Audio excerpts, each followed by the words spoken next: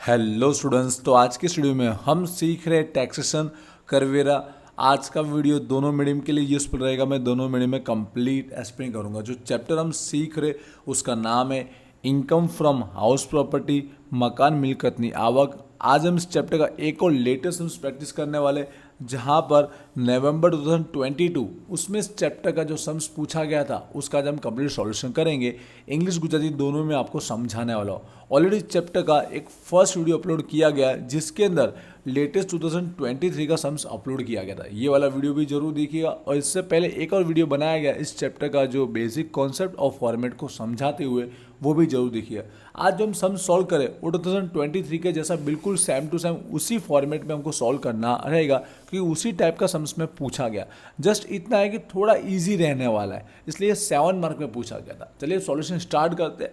तो यहाँ पर देख रहे होंगे मिस्टर पवन, इनके पास 3 हाउस है, हाउस 1, हाउस 2 और हाउस 3। वो यहाँ पर सेल्फ ऑक्यूपाइड, खुद के स्व वपराश, खुद के रहने के लिए यूज़ कर रहे। वहाँ पर इनको सजेशन देना है, वही सजेशन देना जो इससे पहले फर्स्ट वीडियो में हमने सॉल्व किया था, कि वो कौन सा हाउस जो है सेल्फ खुद के रहने के लिए उपयोग करे, और कौन सा हाउस जो है वो लेट आउट, ठीक है, भाड़े पे दे, जिससे उसकी टैक्स लायबिलिटी जो होती है, कर जवाबदारी, वो मिनिमम हो सके। गुजराती में लिखा आप समझ गए होंगे, ठीक है। हमको उसका अभिप्राय देना है कि कौन सा मकान और स्व वपराश के लिए रखे। बिल्कुल सेम हम काम करने वाले। सबसे पहले हमें क्या करना चाहिए इस टाइप के सम्स के लिए? पहले जितने भी हाउस दिए उसका हमको लेट आउट समझ कर, भाड़े एप्पल समझ, उसका जो टैक्सेबल इनकम आएगा, अगर भाड़े पे देते तो कितना टैक्सेबल आवक आता, कर पाता, वो हमें फाइंड आउट कर देना रहेगा। इसी के साथ साथ में अगर उसको हम सेल्फ के रूप में यूज करें, ठीक है, स्व वपराश के लिए, तो भी उसका टैक्सेबल कर पात्र कितना आएगा, वो दोनों हम फाइंड आउट करेंगे। लेट आउट वाला भाड़े अपील का भी फाइंड आउट करेंगे, और सेल्फ स्व वपराश के लिए यूज करें तो भी उसका टैक्स कितना आएगा, इनकम, वो हम दोनों फाइंड आउट करेंगे।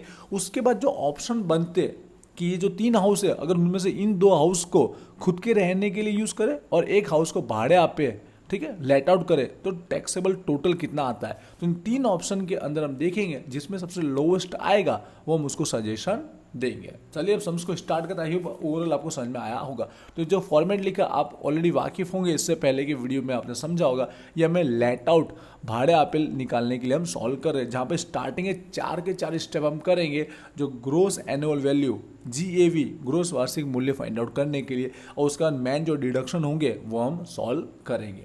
तो स्टार्ट करते। तो सबसे पहले फर्स्ट स्टेप, जिसके बेस पर हमको उस हाउस का एक्सपेक्टेड रेंट, अपेक्षित भाड़ू पता चलता है। तो 3 वैल्यू को कंपेयर करना रहता है। फर्स्ट है म्यूनिसिपल वैल्यू, ठीक है, जो सम्स में दिया गया होगा। देख रहे हो म्यूनिसिपल वैल्यू जो वार्षिक ही होता है, एनुअली होता है, सम्स में ना लिखा तो भी समझ जाने का। तो 1,56,000 दिया गया, 2,34,000 और 3,20,000 दिया गया। आपने इससे पहले का वीडियो देखा होगा, तो ये हमारा एक तरह का समझिए रिवीजन ही होने वाला है। 1,56,000, ये 2,34,000 और यहाँ पर तीसरे का है 3,20,000। अब इसको कंपेयर किससे करना रहेगा? फेयर रेंट से, व्याजबी भाड़ू से कंपेयर करना है। सम्स में जो दिया वो लिखिए, नहीं दिया तो उसके थ्रू हमारा ऑटोमेटिक सॉल्यूशन हो जाता है।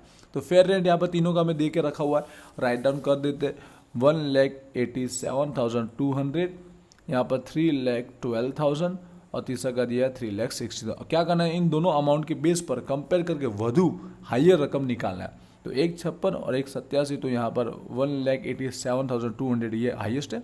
इसमें 3,12,000 हाईएस्ट है। एंटर देखिएगा, यहाँ पर 3,60,000 हाईएस्ट निकल के आ रहा है।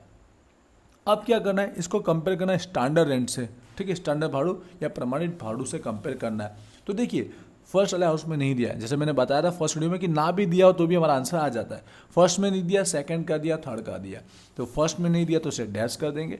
सेकंड का दिया 2,60,000 दिया, थर्ड का दिया 3,60,000। अब क्या करना है? इन दोनों अमाउंट को कंपेयर करके जो लोअर है, ओछी रकम, वो हमें लिखना है। तो यहाँ पर सेकंड अमाउंट तो दी नहीं है, तो कंपेयर करने की बात ही नहीं है, वही का वही इसका आंसर हो जाएगा। 1,87,200। यहाँ पे इन दोनों में से जो लोअर है कितना है? 2,60,000 निकल के आएगा। यहाँ पे इन दोनों में दोनों समान ही है, तो लोअर में मतलब कोई भी लिखे वो एक ही बात है, 3,60,000। ये जो निकला फर्स्ट स्टेप का फाइनल आंसर निकला। ये थोड़ा इंपॉर्टेंट होता है, MCOM लेवल में फर्स्ट स्टेप ही मेन रहता है। अब इसके बाद हमें आगे स्टेप जरूर करना है, फॉर्मेट की तरह लिखा है तो उसको सॉल्व जरूर कीजिएगा। सेकंड स्टेप जहाँ पर मैं एनुअल रिसीवेबल रेंट, मड़वा पात्र वार्षिक भाड़ू फाइंड आउट करना रहता है, जिसकी रिगार्डिंग सम्स में हमें कोई इन्फॉर्मेशन दी गई नहीं। इसके बाद देख रहोगे ये जो 2 इन्फॉर्मेशन दी है उसकी रिगार्डिंग नहीं है, तो इसको सॉल्व नहीं कीजिए, डायरेक्ट डैश कर लीजिए, ठीक है, नहीं है। अनरिलेसेंट वो भी नहीं है। ये मतलब क्या होता है, जिस महीने वो मकान में रहा था लेकिन उसने भाड़ा नहीं दिया, वो वाला नहीं है तो डैश कीजिए। तो सेकंड स्टेप का कोई आंसर आएगा नहीं। क्लियर है। थर्ड स्टेप में क्या करते हैं, जो हमने पहले के 2 स्टेप जो सॉल्व किए उन दोनों की अमाउंट को, आंसर को कंपेयर करके हायर वधु रकम को राइट डाउन करते हैं। चलिए फर्स्ट स्टेप का तो आंसर है वो हम राइट डाउन कर देते हैं। जो पहले स्टेप का जो आंसर आया है तीनों हाउस का वो हम यहाँ पर लिख देंगे।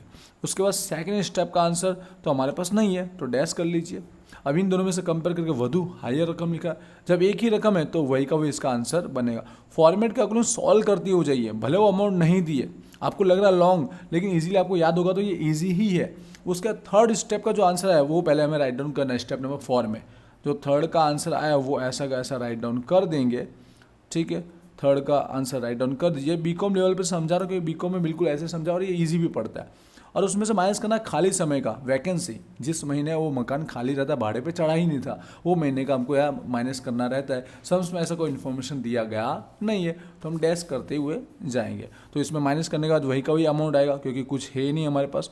तो यही आंसर जो है वो क्या बन जाएगा, चारों स्टेप सॉल्व करने के बाद जो आया ये बन गया हमारा GAV, ग्रोस वार्षिक मूल्य। आई होप यहाँ तक आपको 4 स्टेप समझ में आए होंगे। अब बात आती है सारे डिडक्शन की, सब माइनस करने वाले टॉपिक है, अब ध्यान से समझेंगे यहाँ पर।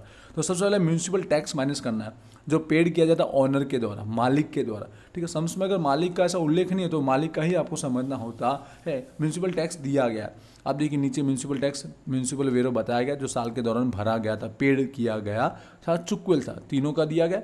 फर्स्ट वाले वीडियो में परसेंटेज दिया गया था, परसेंट दिया तो किस पर गिनने का, म्यूनसिपल वैल्यू, इस पर हमको गिनना होता है। बस इस बार हमें अमाउंट दे के रखिए तो तीनों की अमाउंट राइट डाउन कर देते हैं। ये हमारा फर्स्ट का म्यूनसिपल टैक्स था, यहाँ पर ये सेकंड का, ये हमारा थर्ड का। क्या करना रहेगा, माइनस करना रहेगा। तो GAV में से माइनस करेंगे और माइनस करके जो अमाउंट आएगी हमारे पास 1,71,600, यहाँ पर आएगा 2,36,600, यहाँ पे हमारे पास माइनस करके आएगा 3,33,000। ठीक है, ये जो आया टैक्स माइनस करने वाला ये हमारा बनता है नेट एनुअल वैल्यू, NAV। ये शॉर्ट फॉर्म भी याद रखिएगा, मोस्ट ऑफ ये यूज़ करता हूँ मैं, चोखू वार्षिक मूल्य। अब इसमें से फाइनल ये ऐसे टैक्सेबल इनकम हो जाती है बट अब उनको डिडक्शन मिलते हैं, कपात मिलते हैं अंडर सेक्शन 24, वो हमें माइनस करने रहते हैं। जिसमें फर्स्ट हमेशा स्टैंडर्ड डिडक्शन फिक्स रहता है 30%, प्रमाणित कपात, गुजराती समझ गए होंगे। जो NAV आया उसका ही 30% उनको कपात मिल जाता है। किस वजह से आप जानते हैं, उस हाउस को, मकान को मेंटेन करने के लिए जो उनके छोटे मोटे खर्चे होते हैं उसके लिए 30% फिक्स किया गया। तो 1,71,600 का 600 का 30% निकालेंगे 51,480। इसी तरह यहाँ का भी 30% निकालेंगे। ठीक है, NAV इस अमाउंट का गिन रहे वो आप समझ पा रहे होंगे, कैलसी रखिएगा। यहाँ पर 3,33,000 का निकालेंगे 30% तो 99,900 आएगा। अगला टॉपिक होता है इंटरेस्ट का, ब्याज का, जो उन्होंने लोन के लिए लिया है। अब मकान को रिपेयर करने के लिए हो, परचेस के लिए हो, रिकन्स्ट्रक्शन, किसी भी काम के लिए हो, वो इंटरेस्ट की बात है। लेट आउट में तो कोई लिमिट होती नहीं है तो पूरा इंटरेस्ट आप माइनस कर सकते हो। पर इस सम्स में इतना इजी है कि ये टॉपिक दिया गया नहीं। इससे पहले का सम्स जो हमने सॉल्व किया फर्स्ट वीडियो में उसमें इंटरेस्ट, ब्याज के रिगार्डिंग भी टॉपिक था। बस इतना ये ईजी है, 7 मार्क में कन्वर्ट हो गया है, बाकी टॉपिक उतना ही हमें सॉल्व करना है। तो इंटरेस्ट के रिगार्डिंग कोई टॉपिक है ही नहीं अपने पास, ब्याज का कोई दिया ही गया नहीं है। नाम लिख ले, इसे डैश कर लेते हो, बाकी आप नहीं लिखोगे तो चलेगा क्योंकि टॉपिक नहीं है तो आप नाम नहीं डालोगे तो चलेगा। ये 2 ही डिडक्शन, 2 ही कपात उनको मिलते हैं। जो NAV में से माइनस करना है, NAV का जो आया उसमें से ये दोनों अमाउंट हम माइनस करेंगे। तो यहाँ पे एक ही अमाउंट है तो वही हम माइनस कर देंगे। तो फाइनल जो निकल के आएगा फर्स्ट का 1,20,120। ठीक है, फर्स्ट का हो गया, ये टैक्सेबल निकल रहा है, कर पात्र 1,65,620। किस में से माइनस करके समझ गया, NAV में से ये अमाउंट माइनस कर रहे हैं। यहाँ पर NAV 3,33,000 माइनस करेंगे 99,900 तो 2,33,100 निकला। ये हो गया लेट आउट का। जब भाड़े पे देंगे ना तो तीनों का कुछ इतना टैक्सेबल कर पात्र आवक निकल के आएगा। आई होप भी आपको क्लियर हुआ होगा। अभी भी काम पूरा नहीं हुआ, लॉन्ग दिख रहा है लेकिन आप करोगे ना तो 5 से 10 मिनट में समझ हो जाएगा। 5-10 मिनट भी इसलिए बोला क्योंकि आपको रिपीट हो चुका होगा।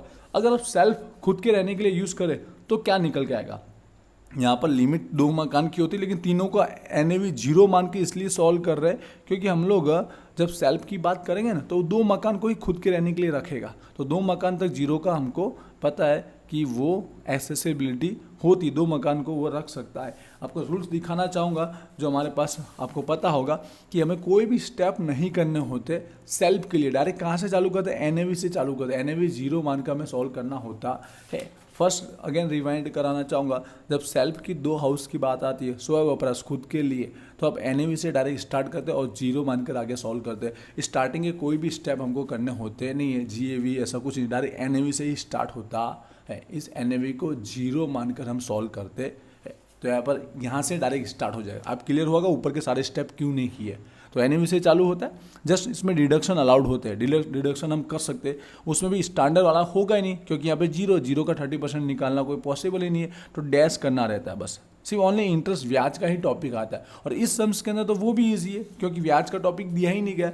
आप देख रहे होंगे तो इस सम्स के अंदर तो ब्याज इंटरेस्ट का कोई टॉपिक ही नहीं दिया है, वरना इंटरेस्ट का इसमें लिमिट होती है। स्व वपराश सेल्फ ऑक्यूपाइड के लिए इंटरेस्ट का आपको पता है, रूल्स बताएगा, एक लिमिट होता है, आप कितना भी माइनस नहीं कर सकते। कितना लिमिट होता है यहाँ पर अगेन बता रहा हूँ।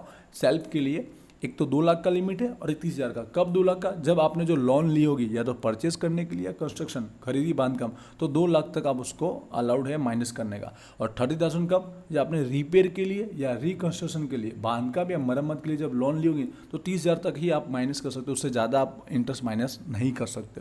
ये लिमिट हमने फर्स्ट सम में यूज़ की है, तो वो जरूर दिखे, जिससे ये टॉपिक भी आपको क्लियर होगा। बाकी यहाँ तो कोई है ही नहीं ऐसा कोई प्रश्न, क्योंकि दिया ही नहीं गया इंटरेस्ट। मतलब इन शॉर्ट में देखिए कपात तो लगेगा नहीं 30%, और यहाँ पर ये इंटरेस्ट भी नहीं दिया, मतलब जीरो नील ही आ रहा है। क्या आ रहा है? अगर हम सेल्फ के लिए यूज़ करेंगे तो नील आएगा, वरना आपको पता है जीरो में से अगर जो ब्याज होता है तो माइनस में आता है, ठीक है, लॉस कहलाता, ठीक है। यहाँ पर है ही नहीं तो नील में आ रहा। अब आई होप हमने दोनों आंसर निकाल दिए। ये सेल्फ हो तो ये टैक्सेबल इतना होगा, और लेट आउट होगा तो टैक्सेबल कुछ इतना होगा। अब हम लोग कंडीशन चेक कर लेते। 3 हाउस है, तो जैसे आपको पता होगा कि जब 1, 2 और 3 हाउस है, तो पहला फर्स्ट और सेकंड समझो सेल्फ के लिए रखे, फिर फर्स्ट और थर्ड सेल्फ के लिए रखे, फिर आएगा सेकंड और थर्ड सेल्फ के लिए रखे, और बाकी जो हाउस बचा वो लेट आउट भाड़े पे देगा। तो कितना टैक्सेबल टोटल बनता है, ठीक है। चलिए यहाँ फर्स्ट और सेकंड को सेल्फ पे रखा है और थर्ड को लेट आउट भाड़े पे रखा है, तो इनका टैक्सेबल जो है अमाउंट वो लिख देते हैं। तो सेल्फ का तो कितना है? नील आया। अभी हमने जो सॉल्व किया कितना आया? नील आया फर्स्ट, सेकंड, और थर्ड का कितना है? अगर भाड़े पे देते हो तो यहाँ पर हमारे पास है ही। शॉर्टकट में डायरेक्ट आंसर बोल सकता हूँ कि हमारे पास सेल्फ का तो जीरो आ रहा है, तो इसमें से जो छोटी रकम है वही हम उसको दे सकते हैं सजेशन में कि उसको लेट आउट भाड़े पे रख सकता है, और बाकी 2 हाउस को सेल्फ पे रखे। बट मैं आपको कैलकुलेशन पूरा कंप्लीट करके दिखा रहा हूँ प्रोसेस वाइज। तो यहाँ पर फर्स्ट को हम लेट आउट थर्ड को अगर हम लेट आउट रखें तो 2,33,100 आ रहा है, 2,33,100। तो टोटल कितना होगा? 2,33,100 निकल के आएगा, क्योंकि 0 इसके लिए, ठीक है। ये टैक्सेबल बनेगा। इस ऑप्शन के साथ जाओगे तो ये इतना अमाउंट कर पात्र बनेगा। आई होप मैं जो बोल रहा हूँ आपको समझ में आ रहा होगा, एमकॉम लेवल पर क्लियर हो रहा होगा। दूसरा ऑप्शन फर्स्ट को सेल्फ पे रखेंगे, अब साथ में थर्ड को सेल्फ पे हो जाएगा, ठीक है। ये आपको कॉन्सेप्ट मैंने समझाया। तो सेकंड को लेट आउट भाड़े पे दिया जाएगा। तो देखिए सेल्फ वाले को तो हमारे पास नील आया, ठीक है। तो यहाँ पे सेकंड का लेट आउट है, तो लेट आउट सेकंड वाले का देख लीजिए कितना है, 1,65,620। तो यहाँ पर राइट डाउन कर देते, ठीक है। थोड़ा लिखने में अगर कोई अमाउंट आगे पीछे रॉन्ग हो तो आप जरूर उसको समझ लीजिएगा। तो इतना ही अमाउंट आएगा टैक्सेबल, सेकंड ऑप्शन के साथ जाता है। तो वही थर्ड ऑप्शन में हमारे पास अब क्या बनता है कि फर्स्ट को लेट आउट रखे और सेकंड और थर्ड को सेल्फ रखे। तो सेल्फ का तो हमारा आंसर क्या आया था? नील आया था। फर्स्ट का लेट आउट का कितना आया? 120। तो यहाँ पर फर्स्ट का 120 थोड़ा रफली लिख रहा हूँ, राइटिंग आगे पीछे रहेगी। आई होप आपको समझ में आ रहा होगा। तीनों का हमने टैक्सेबल निकाले 3 ऑप्शन के साथ, ठीक है। कि अगर वो पहला दूसरा सेल्फ में रखे, पहला तीसरा सेल्फ में रखे, या दूसरा तीसरा सेल्फ में रखे, तो जो सबसे लोअर है वो देख लीजिए। यहाँ पे 2 लाख के आसपास है, 1,65 और 1,20, तो सबसे छोटा ये वाला है। तो ये वाला ऑप्शन के साथ जाना चाहिए। मतलब उसको हम सजेस्ट कर सकते हो कि ऑप्शन नंबर 3 उसको चूज़ करना चाहिए, ये मोस्ट बेनिफिशियल होगा। गुजराती में टोटल लिख सकते हो आप, मैं मौखिक बोल रहा हूँ, जिसमें उसको पहला हाउस लेट आउट के लिए देना चाहिए, भाड़े पे देना चाहिए, ठीक है। और वहाँ पर सेकंड और थर्ड हाउस उसको सेल्फ स्व वपराश के लिए रखना चाहिए। ये हम उसको सजेशन दे सकते हैं, जिससे उसकी टैक्स लायबिलिटी क्या आएगी? कम से कम आएगी। इसी पे टैक्स गिना जाएगा। जो भी ओल्ड स्लैब हो या न्यू स्लैब हो, तो इसके अकॉर्डिंग उसका टैक्स कम से कम आएगा। इस तरह से हम उसको सजेशन दे सकते हैं। तो आई होप ये पूरा कैलकुलेशन समझ में आएगा। वैसे ईजी है, बट कैलकुलेशन करके दिखाना फेयर की तरह, इसलिए मैंने आपको समझाया। पहले हमने क्या किया, अगर रिविजन करा दो, फॉर्मेट के अकॉर्डिंग लेट आउट का जो टैक्सेबल है वो हमने फाइंड आउट किया। फिर सेल्फ अगर स्व वपराश के लिए हो तो 0 क्यों रखा, नियम के अकॉर्डिंग समझ में आ चुका। 30% तो होता नहीं है, और इंटरेस्ट नहीं दिया था। इंटरेस्ट दिया होता तो हम लिखते और रूल्स के बेस पर लिखते। फिर हमारे पास 3 ऑप्शन बनते हैं कि कौन से 2 हाउस सेल्फ के लिए होंगे और कौन सा 1 हाउस लेट आउट भाड़े के लिए होगा और उनका टैक्सेबल जो निकला वो हम टोटल मार के देखेंगे। तो यहाँ पर थर्ड ऑप्शन के साथ सबसे मिनिमम बनेगा टैक्स लायबिलिटी कर की जवाबदारी। तो ये हम उसको सजेशन करेंगे कि पहला लेट आउट रखे, बाकी दूसरा और तीसरा सेल्फ स्व वपराश के लिए वो वापस सकता है। तो इस तरह से आई होप आपको कंप्लीट ये सम्स किस तरह से सॉल्व करना क्लियर हुआ होगा। इससे पहले का फर्स्ट वीडियो भी देखोगे तो बिल्कुल यही काम किया, आपको रिवाइज हो जाएगा। और कॉन्सेप्ट फॉर्मेट वाला भी आप वीडियो जरूर देखिएगा। ये वीडियो अगर यूट्यूब पे आ रहा है तो इस वीडियो के नीचे आप मुझे कमेंट करके जरूर बता सकते हो इस चैप्टर में अगर कोई और सम्स चाहते हो तो। मिलते नेक्स्ट वीडियो में। Wish you all the best.